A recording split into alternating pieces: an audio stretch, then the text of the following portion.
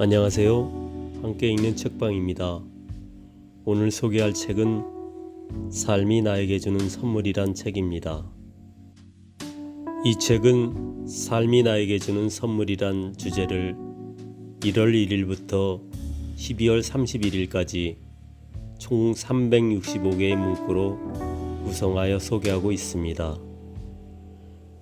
그럼 오늘도 여러분과 함께 읽어가도록 하겠습니다. 프롤로그.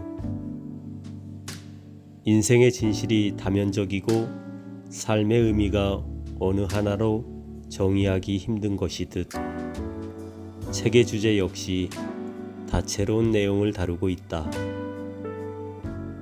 그럼에도 이 책에 실린 365개의 문구는 일관된 개념을 내포한다. 살아가면서 우리는 종종 감상에 젖는다. 아무것도 아닌 일상의 일을 계기로 자신을 되돌아보거나 깨닫기도 한다. 그 깨달음이 몸과 마음을 움직이는 의지가 되어 행한다. 산다는 건 그처럼 느끼고 깨닫고 행하는 것이다. 그것이 인생의 세부이다. 내 감성을 자극했고 깨달음의 단초가 되었으며 움직여 행하게 한 동기가 되어준 시, 소설, 수필, 영화 속 한 구절, 동서고금의 지혜가 담긴 명구를 모아보았다. 동시대적 공감이 느껴지거나 우리보다 먼저 세상을 살다 간 이들이 전 생애를 걸고 토해낸 삶의 진실이 깃든 언어들도 함께 담았다. 그리고 그에 대한 짧은 소회를 곁들였다. 가끔은 심오한 간조로 혹은 가벼운 도회적 감성으로 또 가끔은 감각적이고 소소한 일상의 만족감으로 촉을 활짝 열어 매 순간 깨어있고 싶은 한 사람으로서 진솔한 시각이 담긴 글을 지향했다.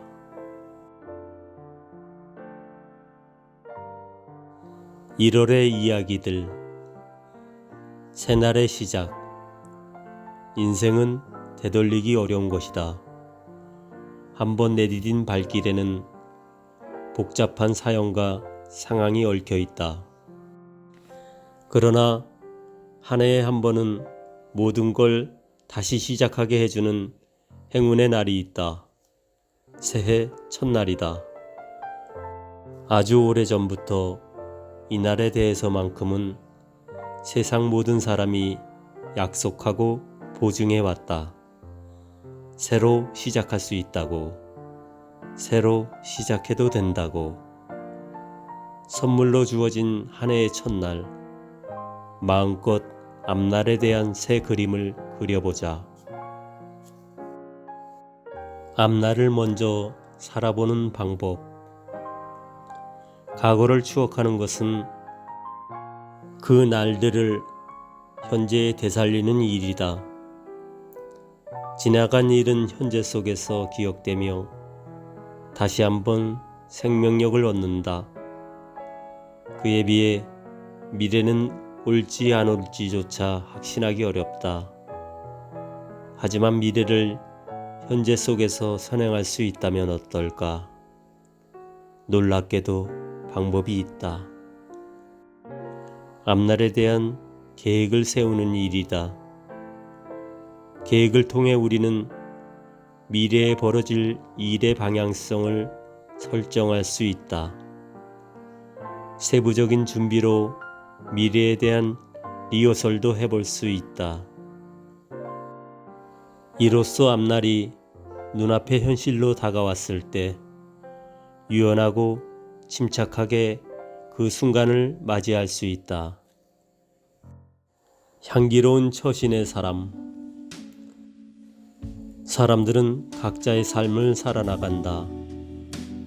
그러나 서로의 향기로 감화를 주고받는다.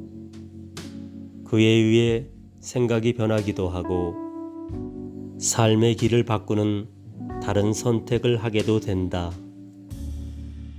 내 한 몸의 삶이지만 타인의 삶과도 밀접한 관계가 있다. 그런 관계 속에서 어떤 삶의 방식을 택하는가는 본인의 의지에 달려 있다.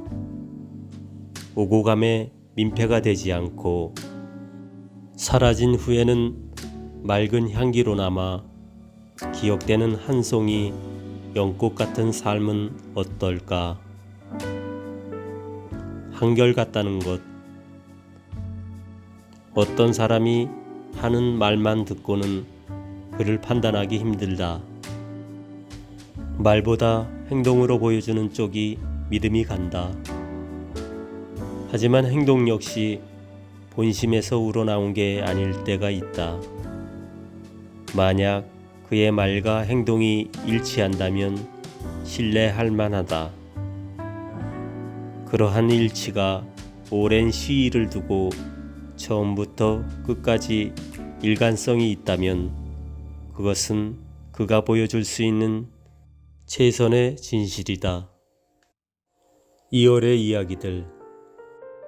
2월의 항혼. 2월의 저물녘. 겨울의 끝눈이 쌓인 언덕 옆에서 별 하나와 조우했다.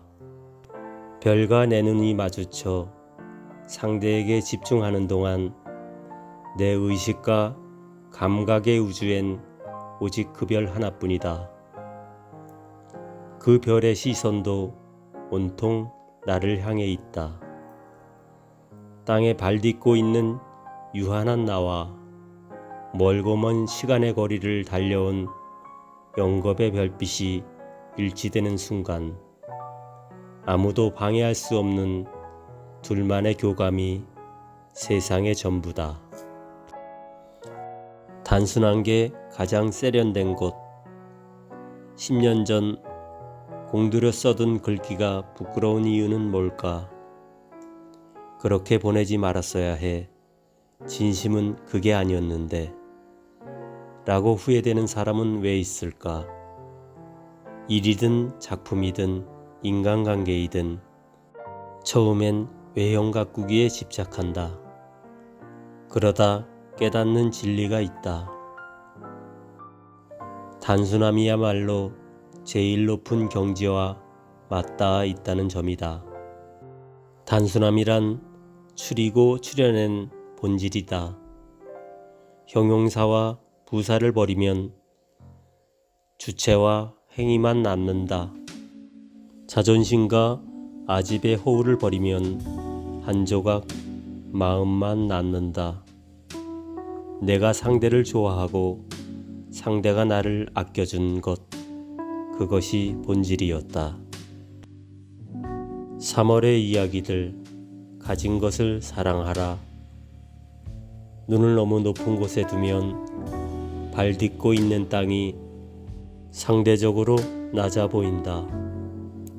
손에 잡히지 않을수록 좋은 면이 더 부각되기도 한다.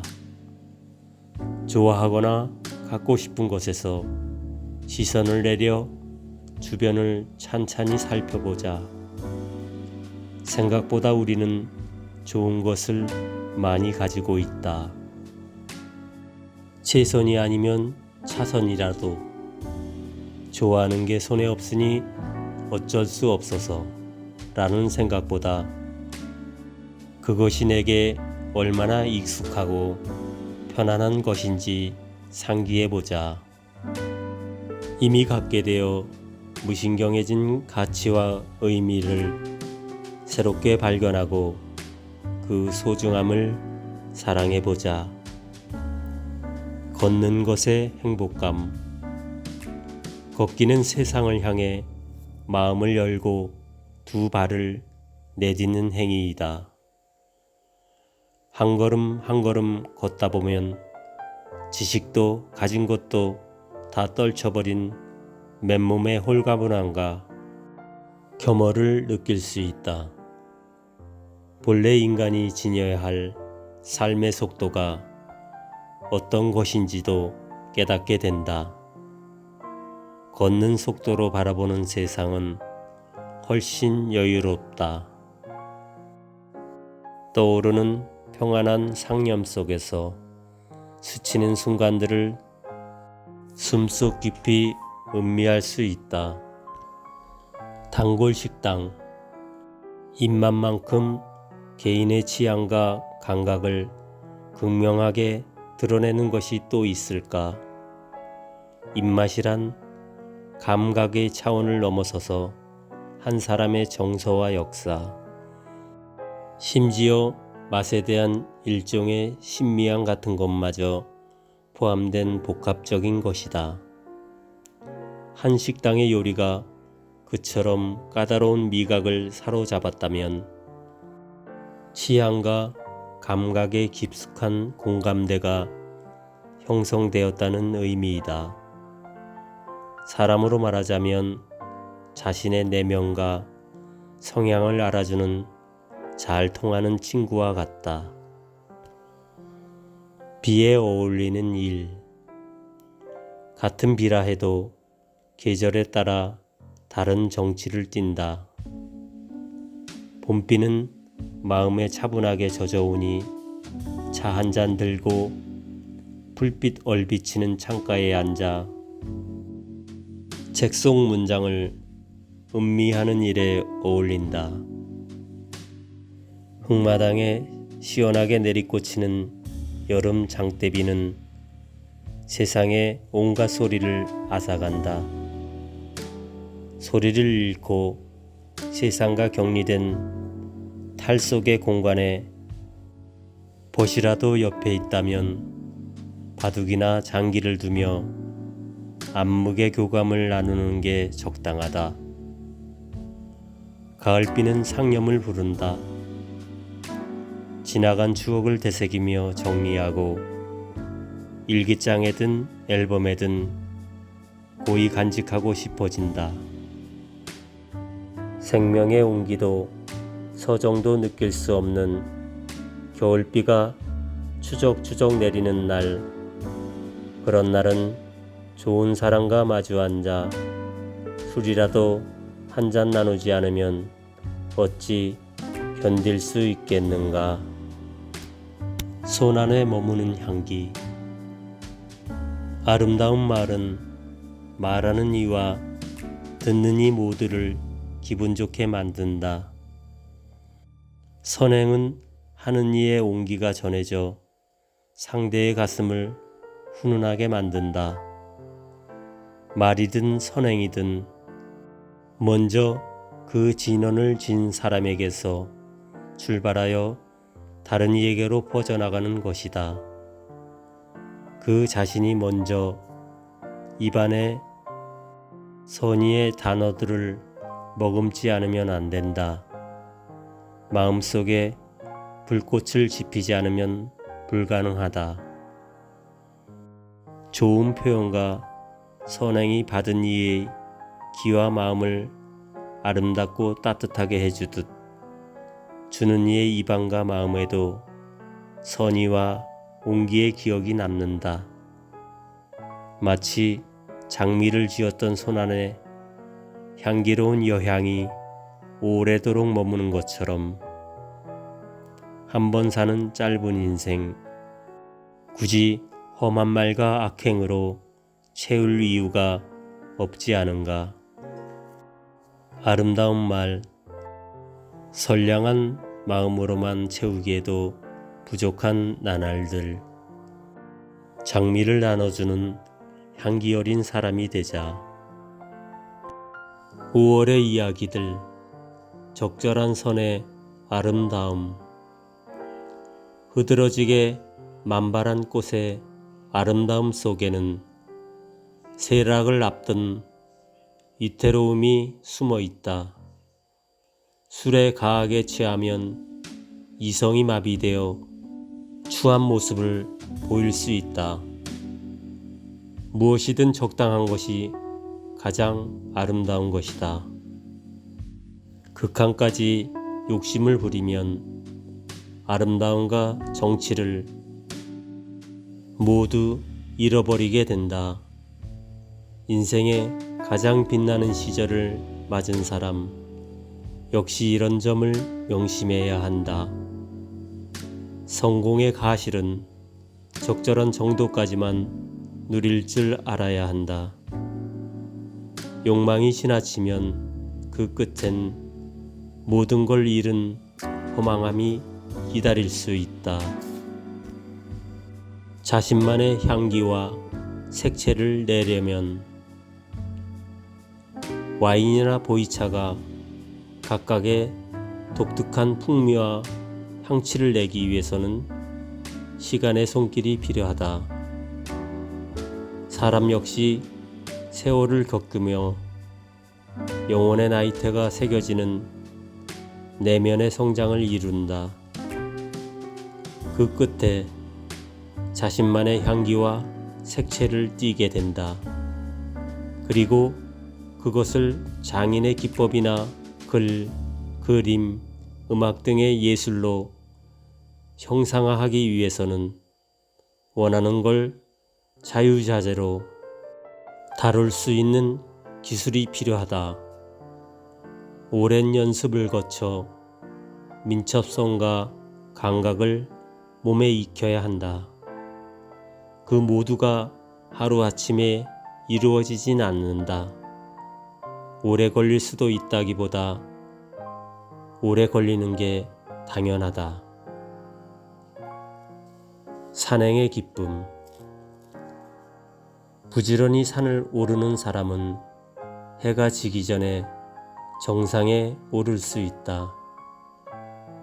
하지만 정상에 이르러 보면 그것이 잠깐의 성취감임을 알게 된다. 돌이켜보면 언뜻 스친 들꽃과 산새소리, 폭우로 불어나 신발을 적시던 계곡물 같은 것들이 오히려 산을 오르며 만난 정겨운 행복이었다. 무너져 내린 산길에서 미끄러져 가며 우회로를 찾아내던 순간의 뿌듯함도 떠오른다. 진정한 산행의 기쁨은 정상에 있는 게 아니었다. 산을 오르는 그 자체에 있었다. 다시 산을 오른다면 그런 순간에 좀 더 집중하고 싶다. 달 뜨는 밤, 달 뜨는 마음. 달이 유난히 밝은 밤이면 쉽게 잠이 오지 않는다. 검은 밤을 환하게 밝히기 때문일까? 아니면 음의 기운이 충만한 날이기 때문일까? 낮의 열기를 식히고 순순히 잠자리에 들어야 할 착하고 모범적인 주행성의 삶을 뒤흔들며 마음을 들뜨게 하는 달의 유혹. 그런 밤 집으로 돌아오는 길이라면 그대로 차를 돌려 동해의 푸른 바다를 보러 가보자. 지명을 알 수 없는 낯선 소도시의 밤으로 훌쩍 여행을 떠나보자. 일상이 너무 뻔하다면 사는 게 무슨 재미가 있을까? 일탈에도 때가 있다면 달이 부축일 때 그때가 적기이다. 6월의 이야기들. 마음이 하나뿐인 이유. 정말로 그 중요한 심장, 즉 마음은 왜 하나일까? 아이처럼 한 번쯤 의문을 갖게 된다. 그에 대한 한 작가의 기발한 답변.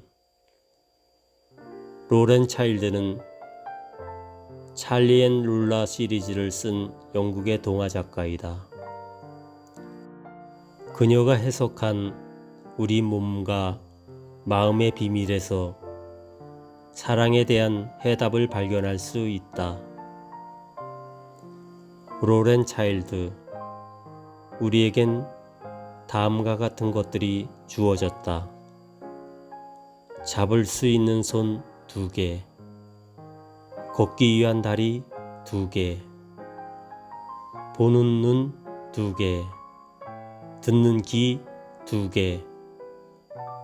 그런데 왜 마음은 하나뿐일까? 다른 한 개는 누군가 다른 이에게 주어졌기 때문이다. 우리가 찾을 수 있도록. 비 내리는 날. 비 내리는 날은 마음이 차분해진다. 내면으로 침잠하는 일에 어울린다. 여우의 메신저 같은 차 한 잔에 책 한 권 손에 들면 부러울 게 없다. 번잡한 세상사에서 한 걸음 물러나 책 속의 세상에 빠져 있다. 돌아오면 여유롭고 자족한 혼자만의 여행을 다녀온 기분이 든다. 마음으로 스미는 비. 살아 숨쉬는 모든 것은 비에 대한 예감이 있다. 날이 흐리면 풀잎과 나뭇잎이 더욱 푸르러진다. 습기를 향한 그리움이 온몸의 세포 안으로 번지기 때문이다. 비를 좋아하는 이라면 불현듯 이는 서늘한 바람 속에서 본능처럼 비의 기운을 눈치챈다. 후두둑 후두둑 빗방울이 나뭇잎 위에 듣기 시작하면 강렬한 부름에 들뜬다. 밖으로 나가 비 내리는 거리를 걷게 된다. 우산 속에 감도는 정적 위로 툭툭 떨어지는 먹먹한 빗소리가 정겹다. 7월의 이야기들. 비의 계절. 감성의 속성은 습기임에 틀림없다. 사막처럼 황량하고 메마른 마음이라든지 촉촉한 감성이라는 표현을 보면 우리는 모두 암암리에 거기에 동의하고 있었다.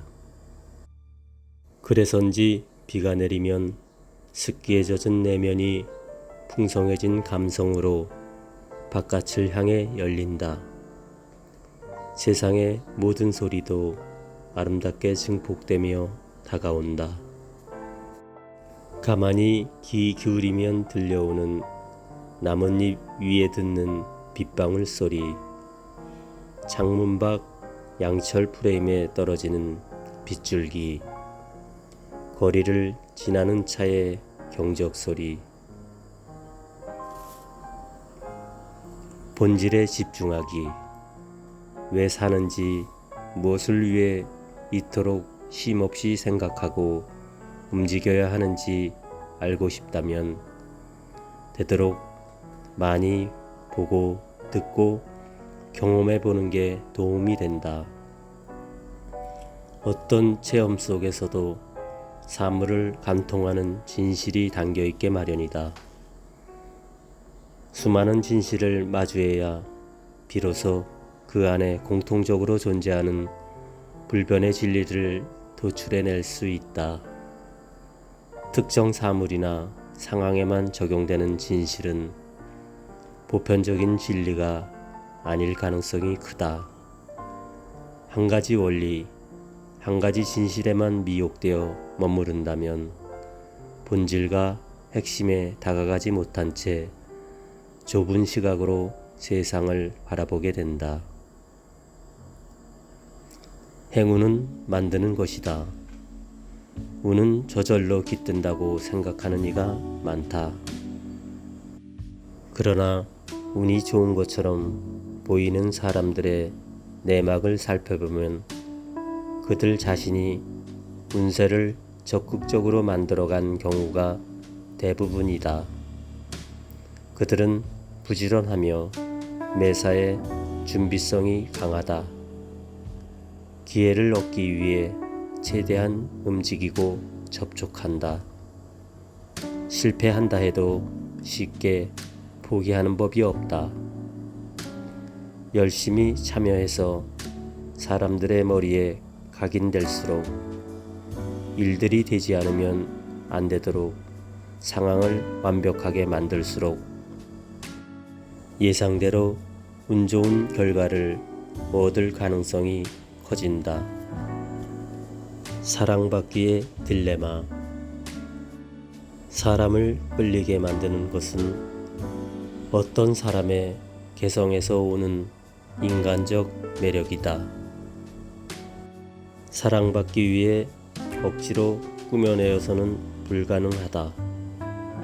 그런 행동에는 스스로의 삶에 대한 주체성이 결여되어 있다. 남에게 수동적으로 사랑받는 것을 삶의 제일 목표로 삼기보다 자신의 삶을 사랑하고 고양시키기 위해 노력해야 한다.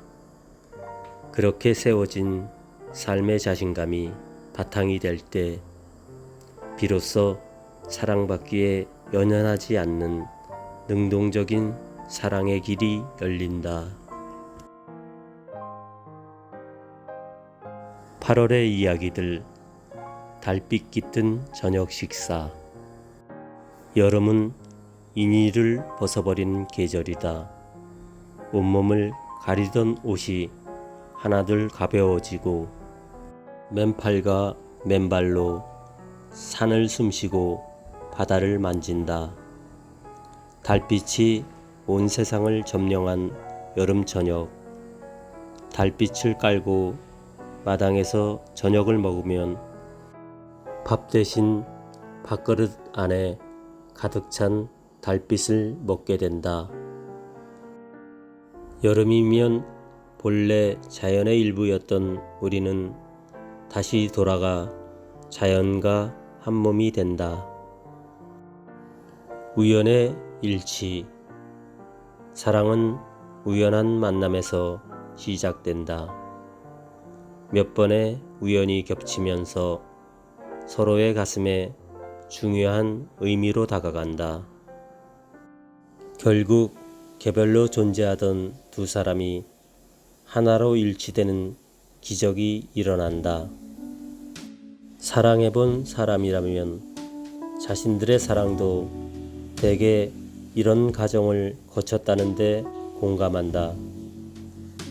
논리로 설명될 수 없는 이상한 우연과 한 번도 아닌 여러 번의 거듭된 우연의 일치. 그것이 두 사람을 사랑의 단계까지 이끌었다. 사랑의 눈으로 보면 세상에 완벽한 사람은 없다.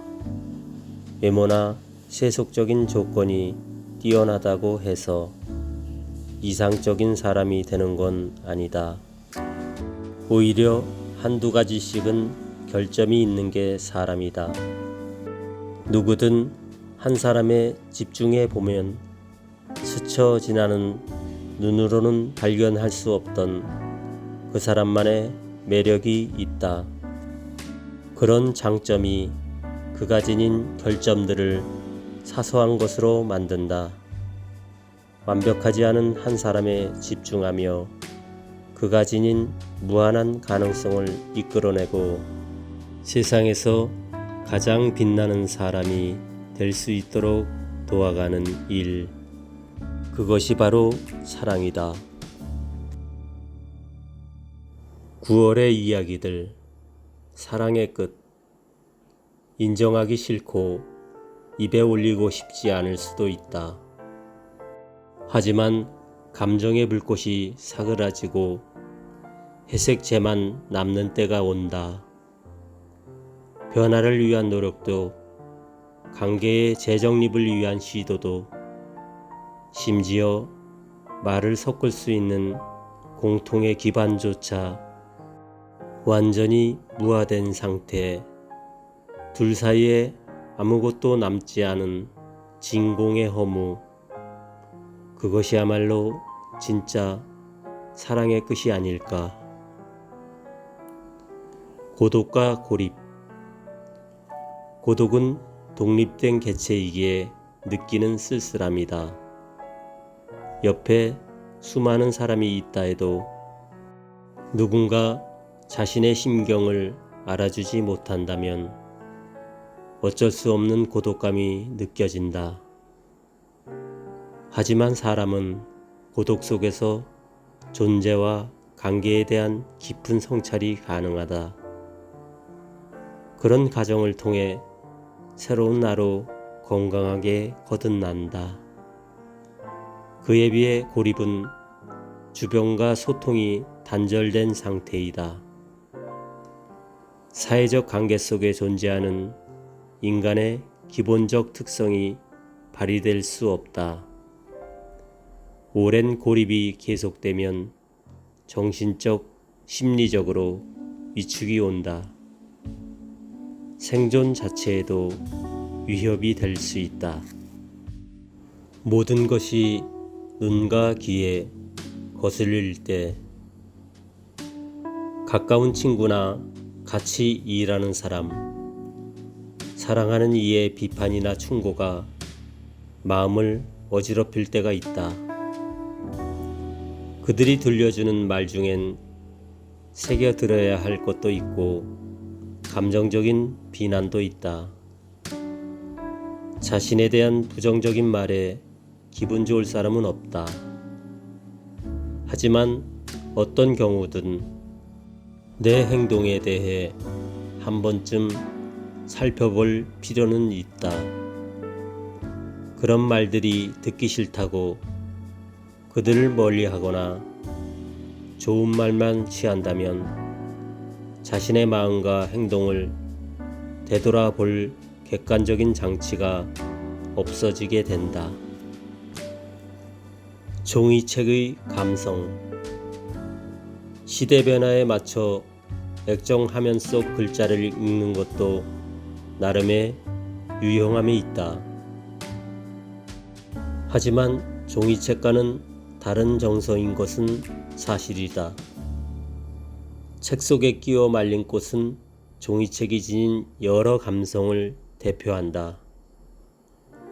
보고 싶던 책을 손에 들었을 때의 기분 좋은 묵직함, 묵은 책에서 풍기는 달큰한 종이향과 인쇄 잉크의 낯선 듯 익숙한 냄새, 책을 선물하며 맨 앞장에 고심하며 써내리던 글귀, 어느 비 내리고 적적한 날 문득 눈에 들어와 먼지 털고 펼쳐보는 책장 한 구석에 작고 오래된 문고본, 그리고 종이책이 아니고는 느낄 수 없는 그 외의 수많은 정서들. 10월의 이야기들, 여행, 그리고 살아있다는 것. 빛을 어딘가에 유목민의 유전자가 잠재되어 있어서일까? 우리에겐 여행에 대한 본능적인 끌림이 있다. 여행을 좋아하는 이들에게 반복되는 일상은 그저 그 자리에서 숨만 쉴 뿐인 수동적인 삶이다. 그에 비해 여행은 맨몸으로 세상에 뛰어들어 헤쳐나가는 적극적인 삶이다. 살아있음을 실감하는 최적의 시간이기도 하다. 길을 잃는 것. 처음 가는 곳에서는 길을 잃기 쉽다. 그러나 길을 찾아 헤매다 의외의 풍경이 발견되기도 한다.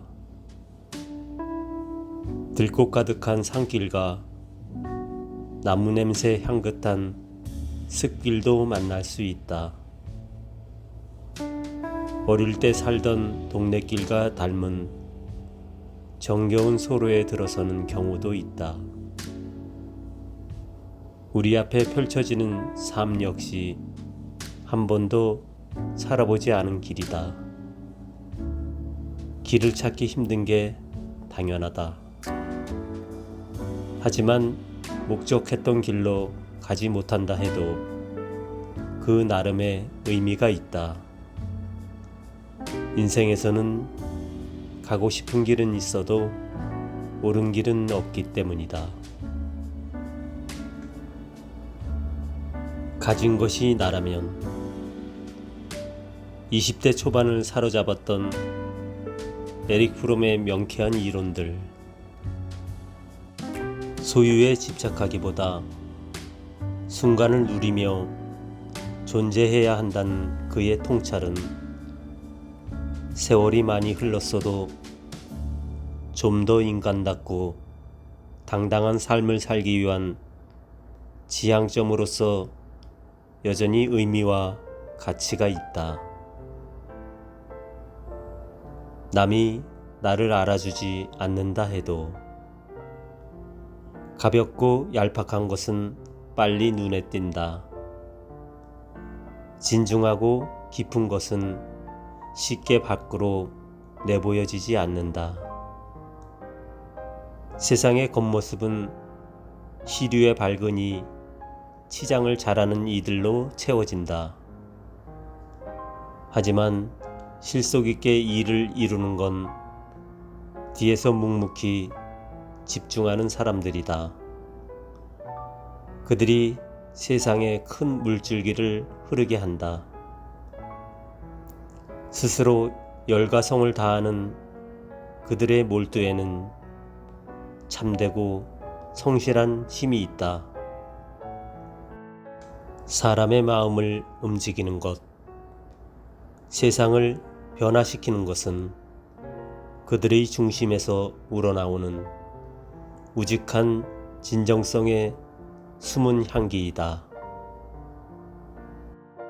가을엔 모든 게 바람이다.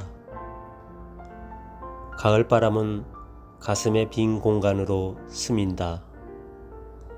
스며들어서 자신만의 쓸쓸한 소리를 전파한다. 바람을 맞은 모든 것은 바람을 닮은 소리로 적적함을 읊는다. 가을은 바람 소리에 홀린 것들이 사는 바람의 제국이다. 11월의 이야기들. 꽃은 피어남을 다투지 않는다. 사람들은 같은 출발선상에 있었지만 먼저 성공한 다른 이와 자신을 비교하는 습성이 있다. 학교 동창이나 입사 동기, 심지어 자신과 아무런 관계가 없는 동년배도 경쟁 대상이 된다.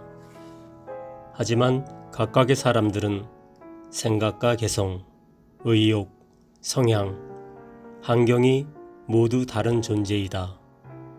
다른 종류, 다른 속도의 삶을 살 수밖에 없다. 내일은 내일의 태양이 뜬다. 인생은 생각보다 반경이 넓다. 좁은 시야에서 바라다 보이는 측면만 있는 게 아니다. 막다른 벽에 부딪힐수록 한 걸음 물러서서 지켜볼 필요가 있다.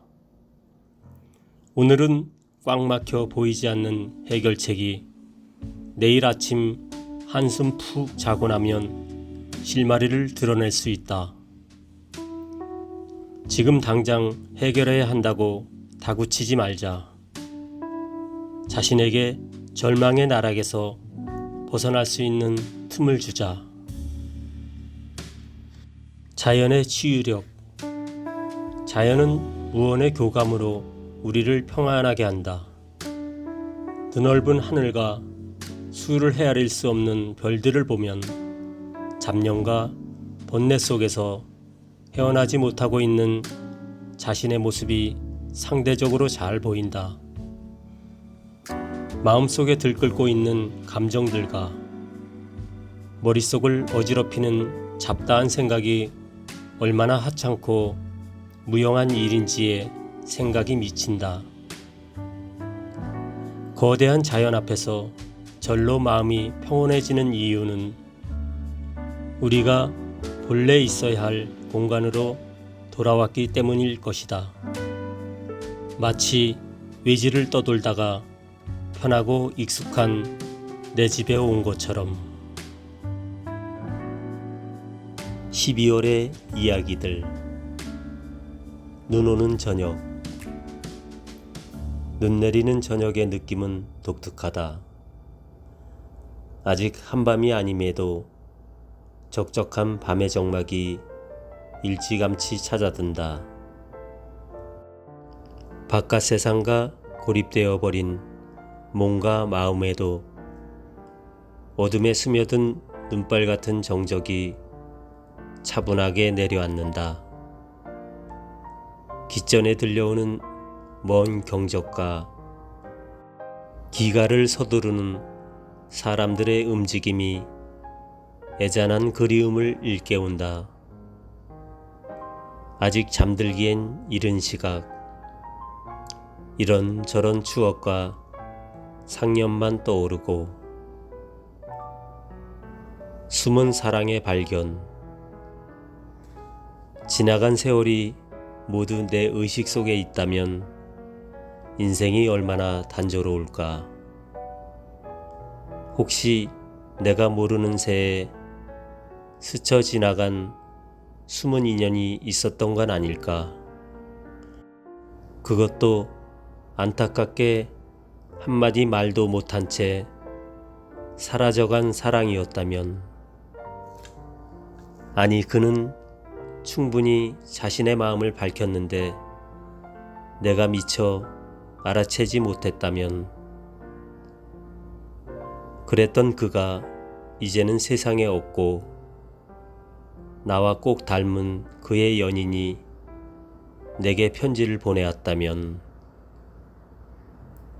모든 이의 가슴 깊이 잠재한 흘러간 시절에 대한 아쉬움의 틈새를 파고든 겨울이면 생각나는 풋풋한 사랑영화 러브레터. 가장 따뜻한 위안. 저녁 어스름이 깔리면 세상 모든 것이 집으로 돌아간다. 우리도 알 수 없는 부름에 이끌리듯 하던 일을 접고 집으로 향한다. 한시라도 빨리 집에 도착하려는 사람들과 부대끼면서도 무겁고 지친 발걸음을 재촉한다.